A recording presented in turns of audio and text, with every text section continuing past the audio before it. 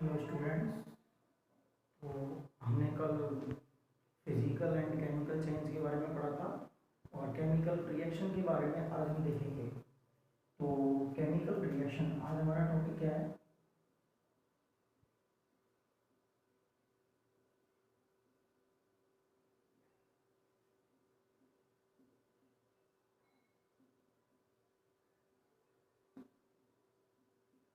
आज हमारा टॉपिक है केमिकल रिएक्शन।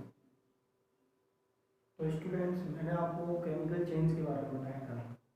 केमिकल चेंज में क्या होता है, ये केमिकल जो रिएक्शन होती है ये इक्वल होती है इसके केमिकल चेंज की, इसके इक्वल होती है केमिकल चेंज की। तो केमिकल चेंज के बारे में हम देखेंगे जो हमने कल पढ़ा था। केमिकल चेंज में क्या होता है, physical and chemical properties are change.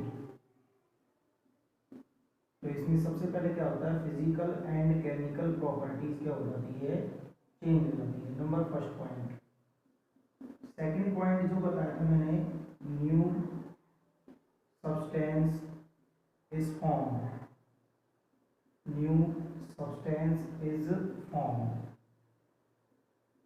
Third, it is irreversible,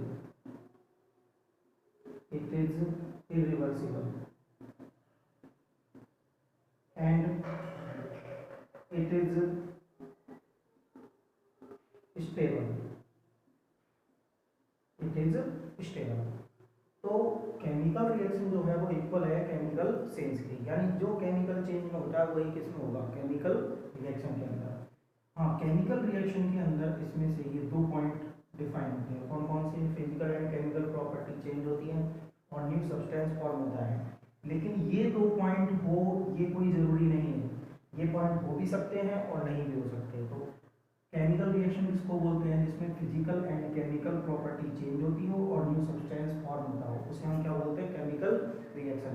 जो कि केमिकल चेंज की भी क्वालिटीज है, इसीलिए केमिकल रिएक्शन को कौन के इक्वल बता सकते हैं हम, केमिकल चेंज के।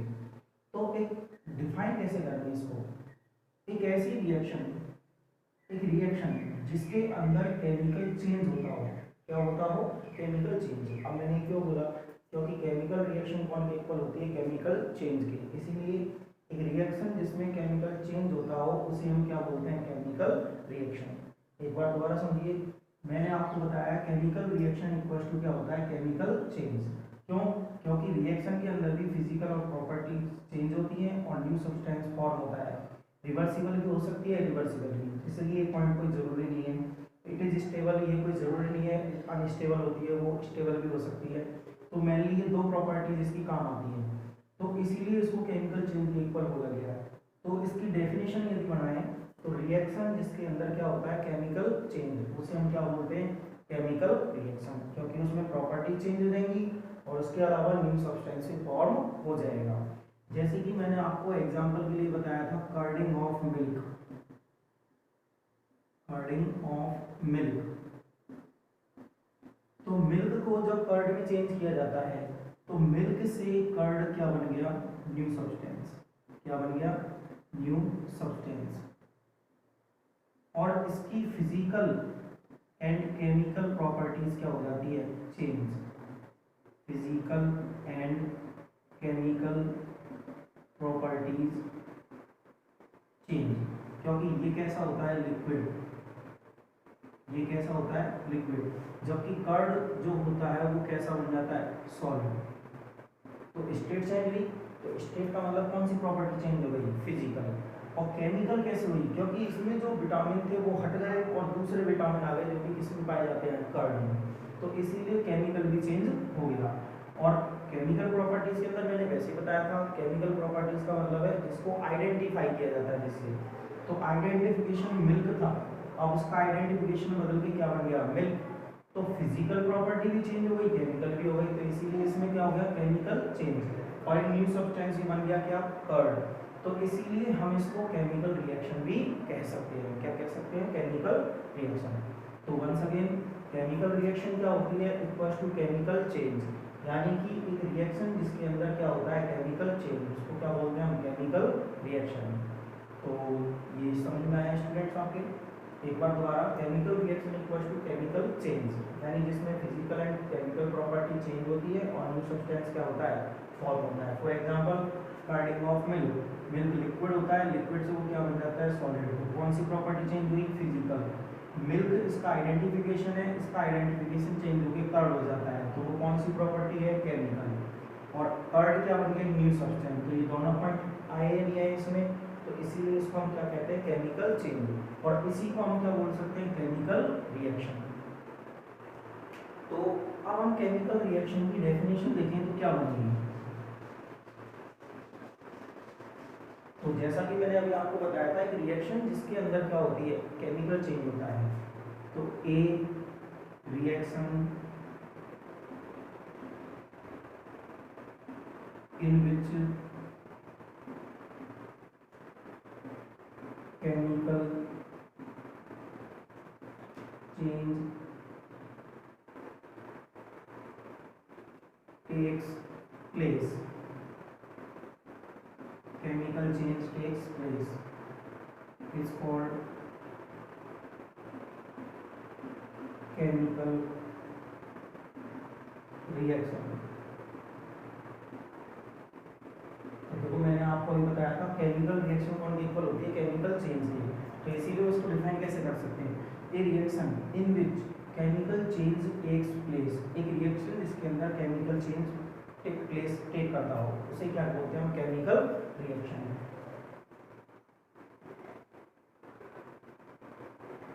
अब आता है गाइस कि केमिकल रिएक्शन के अंदर कौन कौन से चेंजेस होते हैं।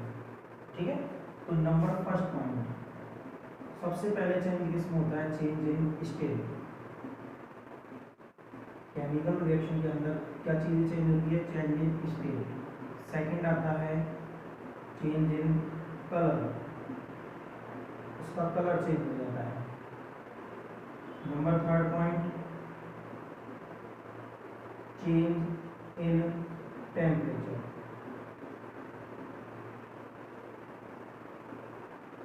Change in temperature. And last excretion of gas, excretion of gas। ठीक है, तो ये होती है chemical reaction. A reaction in which chemical change takes place is called chemical reaction. अब केमिकल रिएक्शन के अंदर कौन कौन से चेंजेस आते हैं, तो चेंज इन स्टेट यानी सब्सटेंस की स्टेट चेंज हो जाती है, change in colour, colour change हो जाता है, change in temperature, temperature change हो जाता है, एंड एक्सक्रीशन ऑफ गैस, और उसमें से गैस एक्सक्रीट होती है। एक्सक्रीट का मतलब बाहर की ओर निकलना।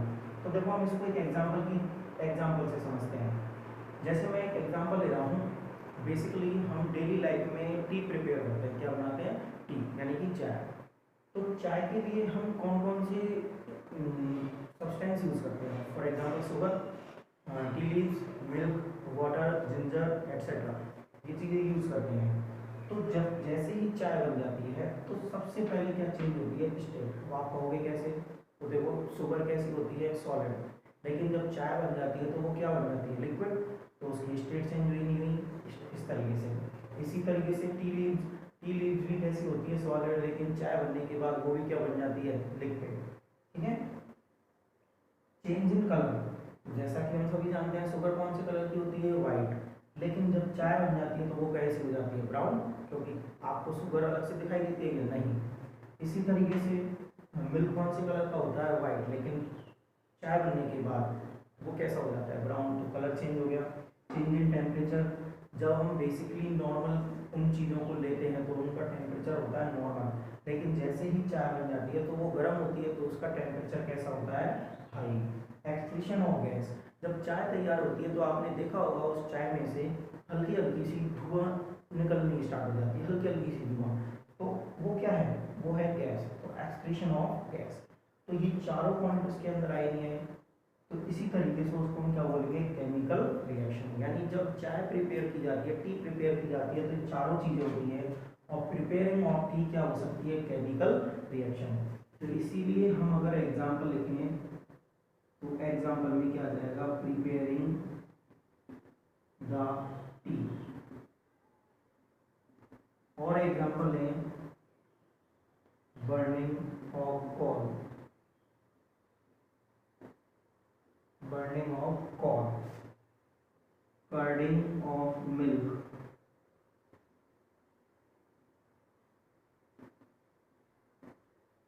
एक्सेट्रा। ये इसके क्या हो जाएंगे स्टूडेंट्स एग्जाम्पल। अब जैसे बर्निंग ऑफ कॉल लेते हैं, अभी मैंने आपको ठीक समझाया था बर्निंग ऑफ कॉल। कॉल हम बर्न करते हैं तो देखो कॉल कौन सी स्टेट में होता है, सॉलिड में, लेकिन जब वो बर्न हो जाता है तो उसका चूर्ण बन जाता है। क्या बन जाता है, चूर्ण, यानी एस बन जाती है। तो उसकी स्टेट चेंज होगी। फिर एक कलर, कॉल जो होता है वो ब्लैक कलर का होता है, लेकिन जब वो उसकी एस बनती है तो वो कौन से कलर की बनती है, व्हाइट कलर की। तो कलर चेंज हुआ। Change in temperature, call normal temperature में होता है, लेकिन जलने के बाद उसकी जो एस होती है वो कौन से टेम्परेचर की होती है, हाई टेम्परेचर की। एक्सक्रीशन ऑफ गैस, जब कोयला जल जाता है तो उसमें से हल्की हल्की सी क्या निकल जाती है, धुआं। तो उस धुआं को क्या बोलते हैं, एक्सक्रीशन ऑफ गैस। तो इस तरीके से आपने देखा प्रिपेयरिंग द टी और बर्निंग ऑफ कॉल, मैंने दोनों एग्जांपल आपको समझाए कि चारों चेंजेस उसमें होते हैं।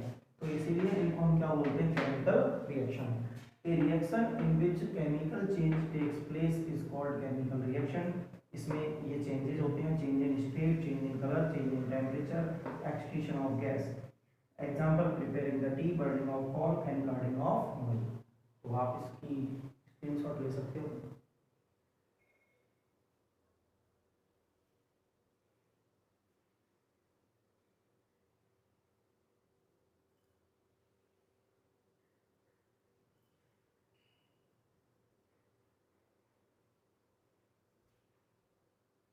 हेलो स्टूडेंट, हम नेक्स्ट टॉपिक की तरफ चलेंगे।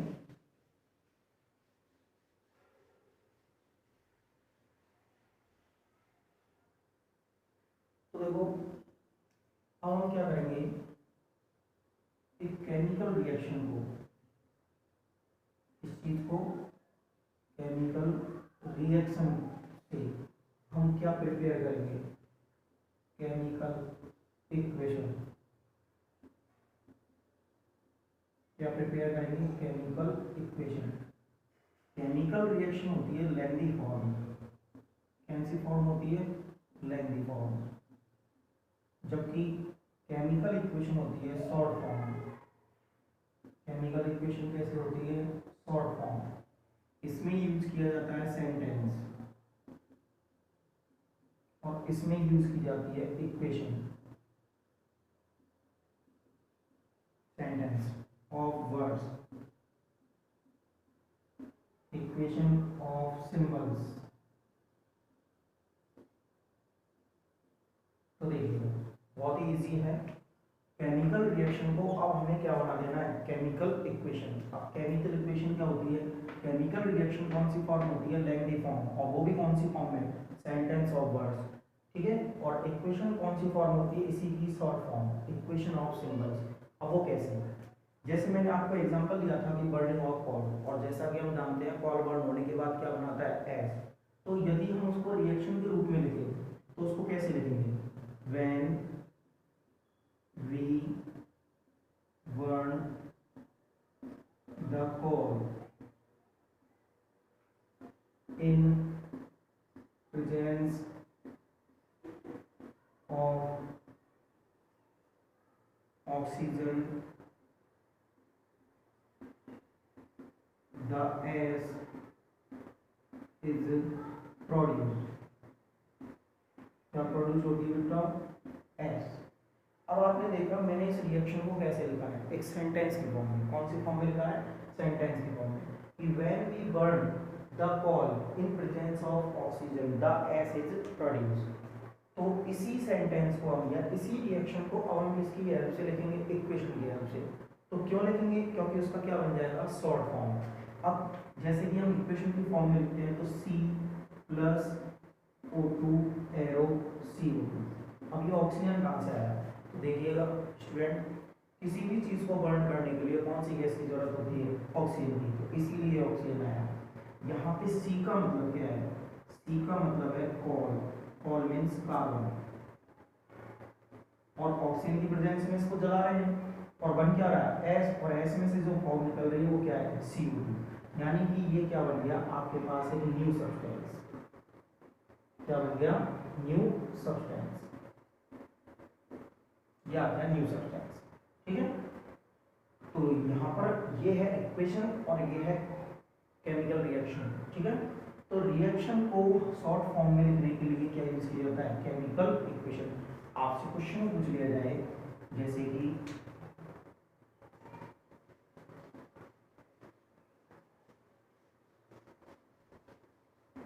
अब इसके लिए आपसे क्वेश्चन किया जाए कि why do we need chemical equation, chemical equation आपसे क्वेश्चन कर दिया जाए कि why do we need chemical equation. तो अभी मैंने आपको बताया था कि केमिकल इक्वेशन की जरूरत क्यों पड़ी, क्योंकि केमिकल रिएक्शन कौन सी फॉर्म होती है लेंथी फॉर्म, कौन सी फॉर्म में सेंटेंस ऑफ वर्ड्स, तो उसको शॉर्ट फॉर्म में लिखने के लिए हमें किस चीज़ की जरूरत पड़ती है केमिकल इक्वेशन की, जिसको सिंबल्स की हेल्प के साथ इक्वेशन फॉर्म में लिखा जाता है। तो इसका आंसर क्या होगा, इसका आंसर होगा, आंसर मैं नहीं बताऊंगा स्टूडेंट्स, आंसर आप खुद लिख के मुझे बताओगे होमवर्क के रूप में। तो ये आपका होमवर्क का एक क्वेश्चन है कि why do we need chemical equation. मैं आपको बेसिकली समझा देता हूँ। अभी मैंने बताया था केमिकल रिएक्शन कैसी फॉर्म होती है लेंथी फॉर्म, कैसी फॉर्म होती है लेंथी फॉर्म। ठीक है, जो कि सेंटेंस और वर्ड्स की फॉर्म में लिखी जाती है, यानी कौन सी फॉर्म में लिखी जाती है सेंटेंस की फॉर्म में। और आपको एग्जांपल दिया था मैंने कि when we burn the coal in presence of oxygen the gas is produced। ठीक है, और उसको इक्वेशन की फॉर्म में लिखा था तो C+O2 एरो CO2, तो वो कौन सी फॉर्म थी शॉर्ट फॉर्म, और वहाँ पे CO2 और CO2 ये तीनों क्या थे सिंबल्स, क्या थे सिंबल्स। तो केमिकल इक्वेशन की जरूरत इसीलिए पड़ती है किसी भी केमिकल रिएक्शन को शॉर्ट फॉर्म में लिखने के लिए, किस चीज़ की हेल्प से सिंबल्स की हेल्प से, तो इसलिए हमको जरूरत पड़ती है। तो आप स्टूडेंट मुझे ये बताइएगा कि इस क्वेश्चन का आंसर और विद एग्जाम्पल, आपको आंसर देना है विद एग्जाम्पल। तो आप ये क्वेश्चन लीजिए why do we need chemical equation. अब मैं आपको केमिकल इक्वेशन की डेफिनेशन बताता हूँ। Chemical equation,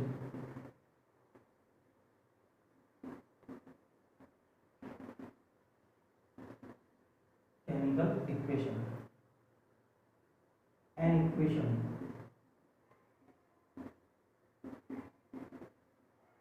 in which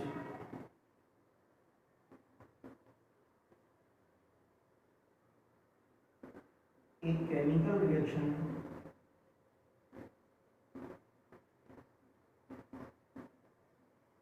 is written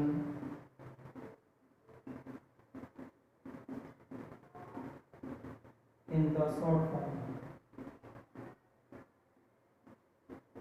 in the short form with symbols is called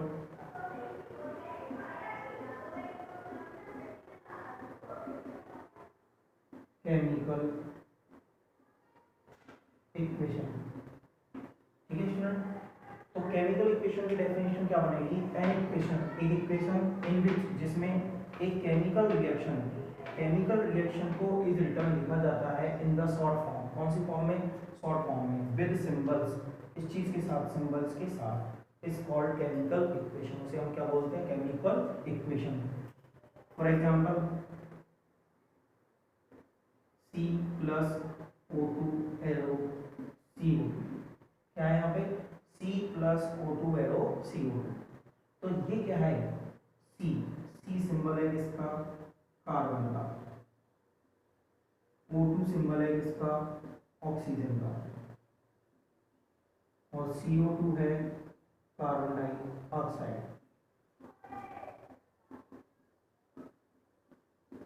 carbon dioxide. ठीक है, तो ये है केमिकल इक्वेशन, यानी केमिकल रिएक्शन को कौन सी फॉर्म में लिखना शॉर्ट फॉर्म में लिखना, उसे क्या कहलाते हैं केमिकल इक्वेशन।